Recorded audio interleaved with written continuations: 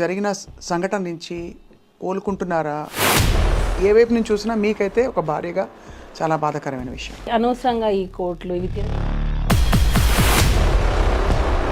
POCSO చట్టం అంటే చాలా చాలా తీవ్రమైన చట్టం. ఇలాంటి ఫేక్ కేసెస్ వల్ల మధ్యలో ఇచ్చిన ఒక ఇంటర్వ్యూలో ఇద్దరి మధ్య ఒక అనుబంధం ఉండేది. భార్యగా మీరు తట్టుకుని భరించాల్సి నిలబడాల్సి వచ్చింది తప్ప దాన్ని మనం అడ్వాంటేజ్ తీసుకొని సో అలా ఇంపార్టెన్స్ ఇవ్వలేదు. కాబట్టి ఒక ఆడపిల్ల బయటికి వచ్చి తన 17 ఏళ్ల వయసులో జరిగిన ఒక విషయం అని చెప్తూ ఇంత పెద్ద విషయాన్ని తన ఆల్మోస్ట్ తన శీలాన్ని అన్నిటిని బయట పెట్టుకుంటున్నారు. చాలా విషయాలు నేను చెప్పాలంటే చాలా మంది ఫ్యామిలీస్ ఎఫెక్ట్ అవుతాయి. Film chamber federation anchor Jhansi గారు, భరద్వాజ గారు, పెద్ద పెద్ద వాళ్ళందరూ వచ్చి మాట్లాడిన సందర్భాలు. మన ఫిలిం ఇండస్ట్రీలో ఎన్ని ఇష్యూస్ లేవు మ్యామ్. ఏ రోజైనా ప్రెస్ మీట్ పెట్టారు.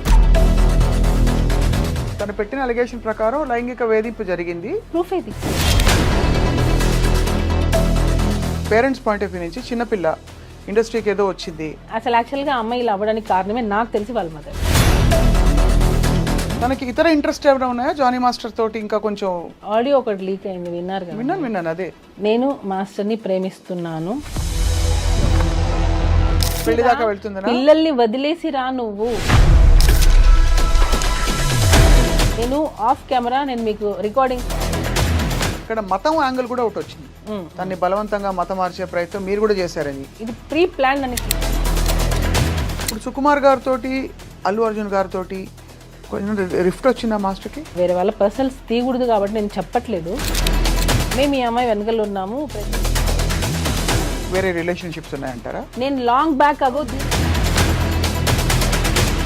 ఏ రిపోర్ట్ గురించి? Film chamber. ఆ రిపోర్ట్ని ఎందుకు మీరు బయట పెట్టద్దు అంటున్నారు? నాకు అంత కోపం.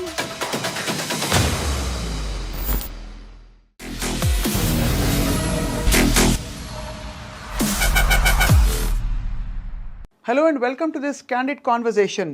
ఇది నిజంగా క్యాండిడ్ కాన్వర్జేషన్ అంటే చాలా నిజాయితీ గల పచ్చిగా మాట్లాడుకునే కాన్వర్జేషన్ కాబోతుంది అని అనుకుంటున్నాం. ఎందుకంటే choreographer Jani master one of the most successful కొరియోగ్రాఫర్స్గా పేరు తెచ్చుకున్న సమయంలో ఒక్కసారిగా ఒక ఆరోపణల వెల్లువ, ఆ తర్వాత కోర్టు కేసులు, లైంగిక వేధింపులు జరిగాయని చెప్పి ఆయన మీద అనేక రకాల అలిగేషన్స్ రావడం, ఆయన కుటుంబం అంతా ఇన్వాల్వ్ కావడం, ఆయన జైలు పాలు కావడం, ఇదంతా చూస్తుండగా జరిగిపోయింది. ఇండస్ట్రీలో వాతావరణంపై కూడా అనేక ప్రశ్నలు వచ్చాయి. ఇవాళ స్వయాన జానీ మాస్టర్ గారి భార్య సుమలత మనతో ఉన్నారు. సుమ గతంలో ఒక రెండు ఛానల్స్కి ఇచ్చిన ఇంటర్వ్యూస్లో చాలా విషయాలు చెప్పుకున్నారు. కానీ ఈ ఇష్యూ జరిగిన తర్వాత తాను మాట్లాడుతున్న మొట్టమొదటి ఇంటర్వ్యూ ఇది ఐ డ్రీమ్ సాక్షిగా ఇవాళ. సో సుమలత గారితో మాట్లాడబోతున్నాం. ఏం జరుగుతోంది, దీని పర్యవసానాలు ఏ విధంగా ఉండబోతున్నాయి ముందు అని చెప్పి. సుమలత గారు, thank you so much for joining us. నమస్తే. Thank you. నమస్తే. ఎలా ఉన్నారు మీరు? బాగున్నాను. మీరు బాగున్నారా? అందరం బాగున్నాం భగవంతుడి దయ వల్ల. సో ఇప్పుడు ఎలా ఉన్నారు మీరు? జరిగిన సంఘటన నుంచి కోలుకుంటున్నారా? ఇది ఇంకా కూడా ఒక విధమైన బాధ మీకు ఏ వైపు నుంచి చూసినా మీకైతే ఒక భార్యగా చాలా బాధాకరమైన విషయం. ఇప్పుడు అంటే మళ్ళీ గెట్ బ్యాక్ టు వర్క్ అయ్యింది, వర్క్ చేస్తున్నారు, పిల్లలు మళ్ళీ నార్మల్ అయ్యారు. సో కోర్టులో ఉంది కాబట్టి కొంచెం అది వచ్చినంత వరకు అదైతే ఉంటుంది. అంటే మనం ఏం తప్పు చేయలేదు, కానీ ఈ అనవసరంగా ఈ కోర్టులు ఇవి తిరగాల్సి వస్తుంది కదా. సో అదొకటి కొంచెం డిస్టర్బెన్స్గా ఉంటుంది. మేము వర్క్ అనేది కొంచెం డిస్టర్బ్ అవుతూ ఉంటుంది, వెళ్తూ ఉండాలి, వస్తూ ఉండాలి, అదొకటి అంతే. ఈ సంఘటన చాలా సీరియస్ అలిగేషన్ అనే విషయం మీకు తెలుసు. పాక్సో చట్టం అంటే చాలా చాలా తీవ్రమైన చట్టం. మీకు ఎప్పటి నుంచి తెలుసు తను సృష్టి? నాకు తను టీ షోలో చూసింది. అప్పుడే నేను మాస్టర్ ఎప్పుడైతే తను షూట్కి తీసుకున్నారో అప్పటి నుంచి తను నాకు తెలుసు. ఇందులో ఫ్రాంక్గా మాట్లాడుకుంటున్నాం కాబట్టి సుమలత, మీకు ఎక్కడైనా ఇబ్బంది కలిగే క్వశ్చన్స్ ఉంటే నాకు నిర్మోహమాటంగా మీరు చెప్పచ్చు. 2-3 యాంగిల్స్ ఉన్నాయి ఇందులో. ఒకటి, తను మైనర్గా ఉన్నప్పుడు లైంగిక వేధింపులు జరిగాయని చెప్పి, ఆ తర్వాత అది కొనసాగిందని చెప్పి సృష్టి చేసిన ఆరోపణలు. రెండోది, వీళ్ళిద్దరూ చాలా మంచి కొరియోగ్రాఫింగ్ కొరియోగ్రఫీ పేరుగా కొనసాగడం ఇండస్ట్రీలో చాలా పాటలకి కలిసి వాళ్ళు చేసిన రీల్స్ కూడా చూస్తే కనిపిస్తాయి. అంటే ఎక్కడో మధ్యలో సఖ్యత గల ఒక అనుబంధం ఉంది ఇద్దరి మధ్య అని తెలిసింది. అంటే మంచి అసిస్టెంట్ అండ్ మాస్టర్ రిలేషన్ అనేది ఉంది. ఆ టైంలో మీరు ఎలా ఫీల్ అయ్యేవారు యాజ్ ఒక భార్యగా? ఎందుకంటే చాలా రూమర్స్ వచ్చాయి ఆ టైంకి. అవునవును. అంటే ఆ టైంలో ఏం రాలేదు రూమర్స్. ఎప్పుడైతే ఇది కేసు పెట్టారో దాని తర్వాత నుంచే ఇది ఎక్కువ హైలైట్ చేశారు. ఏమని ఇలా జరిగిందే? ఎందుకంటే దానికి ముందు అసలు ఆ అమ్మాయి ఎవరో తెలియదు. మాస్టర్ అందరికీ తెలుసు, పాన్ ఇండియా కొరియోగ్రాఫర్, సాంగ్స్ చేస్తున్నారు, హిట్ అయింది, నేషనల్ అవార్డు వచ్చింది, అదంతకు తెలుసు. ఈ అమ్మాయి అనేది ఎవరికి తెలియదు, డీ షో వరకు తెలుసు, అసిస్టెంట్గా చేస్తుందని తెలుసు తప్ప ఇలాంటిది ఒకటి జరుగుతుంది అన్నది ఎక్కడా అసలు లేదు కూడా, ఎవరు అసలు ఎప్పుడు అనుకోలేదు ఎప్పుడు కూడా. కాకపోతే నేను అంటే అది నా వయసు ఉందో లేదో నాకు తెలీదు, కానీ నేను ఒకటి చెప్పాలనుకుంటుంది ఏంటంటే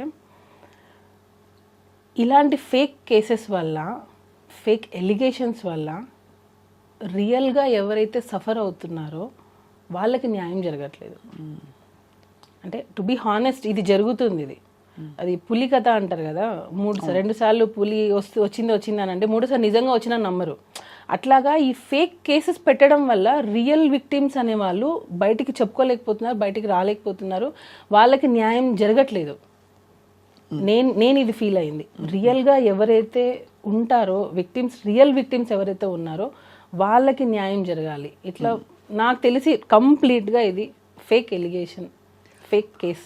నేను కంప్లీట్గా దీన్ని ఖండిస్తాను టోటల్గా. మధ్యలో ఇచ్చిన ఒక ఇంటర్వ్యూలో ఇద్దరి మధ్య ఒక అనుబంధం ఉండేది, భార్యగా మీరు తట్టుకుని భరించాల్సి నిలబడాల్సి వచ్చింది తప్ప అని చెప్పిన ఏమీ లేదు. ఎక్కడ అసలు ఉంటే కదా నేను చెప్పడానికి. ఇప్పుడు అనుబంధం అని అంటే ఇన్ ద సెన్స్ అసిస్టెంట్కి మాస్టర్కి ఒక కోరియోగ్రాఫర్, అసిస్టెంట్ కొరియోగ్రాఫర్ అనే రిలేషన్ అన్నప్పుడు, ఇప్పుడు నేను చెప్పింది మీరు నాకు ఎగ్జిక్యూట్ చేస్తారు, నేను ఏమైతే చేస్తానో. సో ఆ టైంలో ఇప్పుడు నాకు మీ డాన్స్ నచ్చచ్చు, అందరికంటే అసిస్టెంట్గా మీరు బాగా చేసి ఉండొచ్చు, దానివల్ల మీకు ఇంపార్టెన్స్ ఇచ్చి ఉండొచ్చు. సో అది ఎక్కడైనా జరుగుతుంది. ఇప్పుడు హార్డ్ వర్క్ ఎవరైతే ఎక్కువ చేస్తారో వాళ్ళకి ఖచ్చితంగా ఇంపార్టెన్స్ అనేది ఇస్తారు. దాన్ని మనం అడ్వాంటేజ్ తీసుకొని నాకు అది కంటిన్యూగా కావాలి, ఎప్పటికీ కావాలి అని అనుకోవడం తప్పు అంటున్నాను నేను. సో ఎక్స్పెక్టేషన్స్ అనేవి రానప్పుడే ఇలాంటివి వస్తాయి. అంటే ఎక్స్పెక్టేషన్, ఎవరి ఎక్స్పెక్టేషన్? అసిస్టెంట్ ఎక్స్పెక్టేషన్ ఉంటేనే కదా. ఇప్పుడు నీకు ఇంపార్టెన్స్ ఇచ్చారు, ఎంతవరకు ఇచ్చారు అంతవరకే నువ్వు యూజ్ చేసుకోవాలి. దానికి మించి నాకు ఇక్కడ ఇచ్చారు కదా, సో ఇది నాకు లైఫ్ లాంగ్ కావాలి, లైఫ్ లాంగ్ నాకు ఇంపార్టెన్స్ కావాలి, ఎక్కడ వెళ్ళినా నేనే ఉండాలి అని అనుకోవడం తప్పు. సో అలా ఇంపార్టెన్స్ ఇవ్వలేదు కాబట్టి ఒక్కసారిగా తను తిరగబడిందని మీ అభిప్రాయం? ఎగ్జాక్ట్లీ అదే. కానీ అంత సీరియస్ అలిగేషన్స్, అది కూడా ఇది ఒక ఏదో సైడ్లో వెళ్ళిపోయే విషయం కాదు. ఒక పెద్ద కొరియోగ్రాఫరు పెద్ద హీరోలకి అదే కదా మేము ప్రాబ్లము. ఇప్పుడు చిన్న పెద్ద అనేది ఎక్కడ లేదు, కొరియోగ్రాఫరే, కాకపోతే పేరు ఉన్న కొరియోగ్రాఫర్, అంటే లైట్లో ఉన్న కొరియోగ్రాఫర్. చాలా మంది కొరియోగ్రాఫర్స్ ఉన్నారు, టాలెంట్ ఉండి బయటికి రాని వాళ్ళు ఉన్నారు. ఇప్పుడు వాళ్ళ మీద మనం ఏమైనా ఎలిగేషన్ చేస్తే బయటికి వస్తాయా? మీడియాలో చేయరు కదా. ఒక పేరున్న కొరియోగ్రాఫర్ మీద పెడితేనే కదా మనం బయటికి వస్తాము. జస్ట్ కెరియర్ని ముందుకు తీసుకెళ్ళడానికి ఒక ఆడపిల్ల బయటికి వచ్చి తన 17 ఏళ్ల వయసులో జరిగిన ఒక విషయం అని చెప్తూ ఇంత పెద్ద విషయాన్ని ఆల్మోస్ట్ తన శీలాన్ని అన్నిటినీ బయట పెట్టుకుంటుందా? మ్యామ్ ఒకటి చెప్తాను మ్యామ్. ఇప్పుడు ఫోక్స్ అనేది 16 years, అంటే అండర్ 18.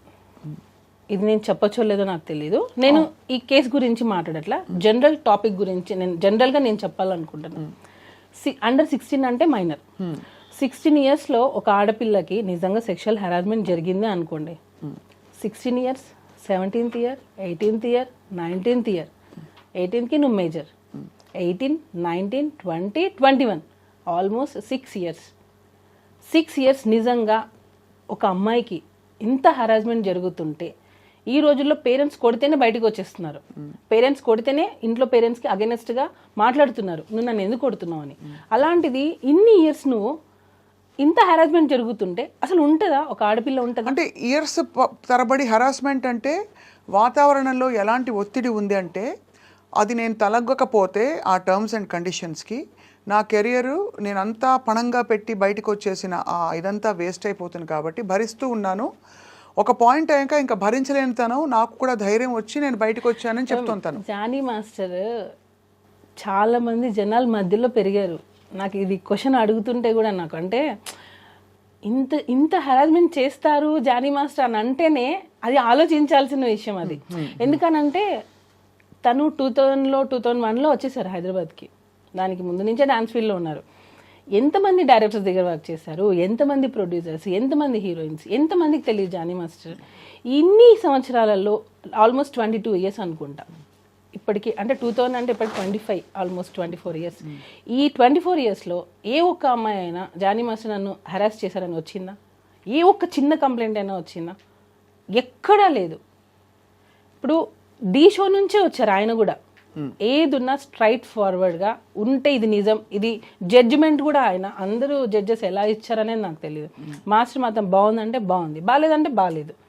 ఇన్ని ఇయర్స్ సినిమా ఇండస్ట్రీలో 24 ఇయర్స్ ఆల్మోస్ట్ ఈ కేసు పెట్టే వరకు 24 ఇయర్స్ మధ్యలో పెరిగి ఈ జానీ మాస్టర్ అనే అతను మన ముందు అంటే నా ముందు అంటే చాలామంది ముందు పెరిగారు. ఆయన కెరియరే అలా డిజైన్ అయితే వచ్చింది, కష్టపడి వచ్చారు. ఎటువంటి బ్యాక్గ్రౌండ్ లేదు, ఒట్టి కష్టంతో నమ్ముకొని వచ్చారు. అలాంటి పర్సన్ ఒక అమ్మాయిని మాత్రమే ఇంత హెరాస్ చేశారు అని అంటే అది నమ్మశక్యంగా ఉందా అసలు? ఒక చిన్న లాజిక్ అంటే ఇంతమంది అమ్మాయిలు మరి ఏ ఒక్క అమ్మాయి ఎందుకు మధ్యలో రాలేదు? ఈ అమ్మాయి ఎందుకు వచ్చింది ఇన్ని రోజుల తర్వాత? అంటే ఇంకొకటి హనీ మాస్టర్ కూడా వర్క్ చేశారు. Honey master already press meet పెట్టి చెప్పేశారు, నేను వర్క్ చేసిన రోజులు నాకు ఎటువంటి హరాస్మెంట్ జరగలేదు, నేను ఎప్పుడు అది ఫేస్ చేయలేదు. ఇంకా దర్శిని అనే అమ్మాయి, ఈ సృష్టి వర్మ అనే అమ్మాయి పనిచేసినప్పుడే దర్శిని వర్క్ చేసింది. దర్శినికి కూడా ఎప్పుడు అలాంటిది ఫేస్ చేయలేదు. మనము ఇప్పుడు నేను మీతో ఇంటర్వ్యూ చేస్తున్నానంటే కెమెరామెన్స్ ఉంటారు, పక్కన పిఆర్ చాలామంది ఉంటారు. ఇంతమందిని చేసుకొని నేను మిమ్మల్ని హరాస్ చేశానని అంటే అది ఎలా పాసిబుల్? అది ఎలా నమ్మగలుగుతాం మనం? చెప్పండి. ఒక్కసారైనా నువ్వు ఒకరికి చెప్పుకోలేకపోయావా? అంటే మీరు అంటున్నది హరాస్మెంట్ జరిగి ఉంటే అన్ని సంవత్సరాల పాటు ఎందుకు అది హరాస్మెంట్ అని పరిగణించి ఒక అంటే ఆడపిల్లలకి మామూలుగా ఏది బౌండరీసో ఏది నార్మ్సో కొంత తెలుసుకోవడానికి టైం పడుతుంది, కొంత టైం. అంటే ఇది ఇది ఇది ప్రస్తుతం వినబడుతున్న ఒక చాలా ఇంపార్టెంట్ పాయింట్ కాబట్టి అడుగుతున్నాను సుబ్రత గారు. దట్ ధైర్యంగా బయటకు వచ్చి ఎస్ ఇది జరుగుతున్నది. ఎందుకంటే పిల్లలకు కూడా ఎలా అయితే గుడ్ టచ్ బ్యాడ్ టచ్ మనం పెరిగిన వాతావరణాన్ని బట్టి ఇది ఒక అనుబంధం, ఒక రిలేషన్షిప్ ఏర్పడిందా, లేక నేను హెరాస్మెంట్కి గురవుతున్నాను. హెరాస్మెంట్ అని ఎందుకు అంటారు? ఒక విధమైన పవర్, కెరియర్ని ఇన్ఫ్లుయెన్స్ చేసే పవర్ ఉంటే అది హెరాస్మెంట్గా మారిపోతుంది. సపోజ్ వాళ్ళిద్దరు ఇష్టపూరితంగా, ఏ ఇద్దరైనా సరే ఇష్టపూరితంగా రిలేషన్షిప్ ఉందనుకోండి, హెరాస్మెంట్ అనరు కదా, అనరు. అట్మోస్ట్ వాళ్ళు మైనర్ పిల్ల అయితే డెఫినెట్గా ఇండిపెండెంట్గా కూడా వాళ్ళ మీద చర్యలు తీసుకోవచ్చు. ఇక్కడ అమ్మాయి మేజర్ అయింది. సో ఇన్ని రోజుల తర్వాత తన కెరియర్ని కూడా దాదాపు పక్కన పెట్టేసి తను బయటకు వచ్చిందంటే మీరు ఏం అనుమానిస్తున్నారు సుమా, చెప్పండి. మ్యామ్ టోటల్లీ నేను ఏం చెప్పాలనుకున్నా అంటే ఆ అమ్మాయి 2023 ఫెబ్ లాస్ట్ మా దగ్గర వర్క్ చేసింది. 2023 ఫెబ్లో తను 2023లో తను మాస్టర్ దగ్గర నుంచి వెళ్ళిపోయింది. అంటే 2024 అయిపోయింది. తను కేసు పెట్టింది అప్పుడు సెప్టెంబర్ 2024 సెప్టెంబర్. అంటే 1.5 years పెట్టలేదు అంటున్నారు. 1.5 year ఆ అమ్మాయి మన దగ్గర నుంచి వర్క్ నుంచి వెళ్ళిపోయింది. మన దగ్గర లేదు టోటల్. తను రెఫర్ చేసింది మాత్రం అప్పుడు జరిగిన సంఘటనే కదా మెయిన్ గా. నువ్వు ఇన్ని రోజులు ఎందుకు ఆగావు మరి? ఈ 1.5 year గ్యాప్ ప్లస్ దానికి ముందు సంవత్సరాలు ఎందుకు ఆగావు? సరే నీ కెరియర్ కోసం నువ్వు ఉన్నా అంటున్నావు కదా, మరి నీ కెరియర్ నువ్వు చూసుకున్నావు, అప్పుడు నీ సెల్ఫ్ రెస్పెక్ట్ ఏమైంది? అంటే నీ వర్క్ కోసం నువ్వు ఏమైనా రెడీయా చేయడానికి? అంటే మీరు అడిగేది వర్కౌట్ అయినంత వరకు ఊరుకుని ఒకవేళ ఉండి ఉంటే అని ఆ తర్వాత ఎందుకు ప్రశ్నిస్తున్నారు అని అడుగుతున్నారు. వెళ్ళిపోయావు నువ్వు 1 year, మోర్ దాన్ 1 year వెళ్ళిపోయావు. వెళ్ళిపోయిన తర్వాత నువ్వు ఎక్కడ కూడా నువ్వు మాస్టర్ దగ్గర రాలేదు, కాంటాక్ట్ లేదు అసలు నీకు. సో నువ్వు తర్వాత నువ్వు హెరాస్ ఫీల్ అయ్యావని ఎందుకు పెట్టావు? ఉండుంటే ఈ 1 year ముందే పెట్టి ఉండాలి కదా, అట్లీస్ట్ నువ్వు పోయే ముందైనా పెట్టేసి వెళ్ళిపోయి ఉండాలి కదా నీకు జరిగి ఉంటే. సో 1 year గ్యాప్ ఉంది, నో కాంటాక్ట్, నో ఫోన్స్, ఏమీ లేవు. ఎందుకనంటే నీ ప్రొఫెషన్ నువ్వు వేరే సాంగ్ చేసుకుని నువ్వు వెళ్ళిపోయావు. ఏ పాయింట్ మీరు వెళ్ళిపోయింది తను? యాక్చువల్గా తన బిహేవియర్ మాకు నచ్చలేదు. చాలామంది కూడా ఫస్ట్ నుంచి కూడా మాస్టర్కి చెప్తూనే ఉన్నాం, ఎందుకంటే ఆ అమ్మాయి బిహేవియర్ నచ్చలేదు. నేను ఇప్పుడు అవి చెప్పచ్చో లేదో నాకు తెలీదు. సో బిహేవియర్ పరంగా మాకు నచ్చలేదు ఆ అమ్మాయి.